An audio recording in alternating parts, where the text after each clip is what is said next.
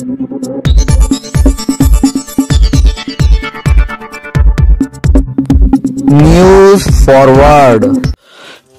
Forward channel मध्ये आपले स्वागत आहे। टेंभुर्णी येथे टिपू सुलतान यांची जयंती उत्साहात साजरी। पहा न्यूज फॉरवर्डची सविस्तर रिपोर्ट। टेंभुर्णी येथे हजरत टिपू सुलतान यांची जयंती उत्साहात साजरी करण्यात आली। शहरातील मुस्लिम युवकांच्या वतीने डीजे वर रॅली काढण्यात आली। टिपू सुलतान हे 18व्या शतकातील भारतातील एक धाडसी, कुशल आणि दूरदर्शी शासक होते। त्यांना म्हैसूरचा वाघ म्हणून ओळखले जाते।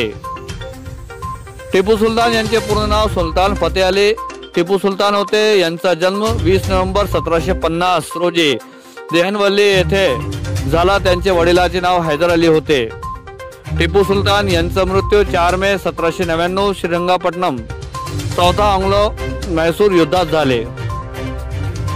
टिपू सुलतान हे इंग्रजांविरुद्ध प्रखर प्रतिकार करणाऱ्या भारतीय शासकांपैकी एक होते। त्यांनी 4 अँग्लो म्हैसूर युद्धांमध्ये इंग्रजांना कठीण झुंज दिली। टिपू सुलतान यांनी रॉकेट तंत्रज्ञानाचा प्रथम लष्करी वापर मोठ्या प्रमाणावर केला।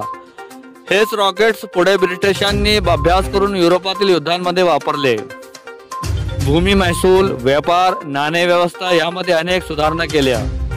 रेशीम, साखर, बंदूक निर्मिती, जहाज बांधणी उद्योगांना प्रोत्साहन दिले। म्हैसूर राज्य आर्थिकदृष्ट्या मजबूत बनवले।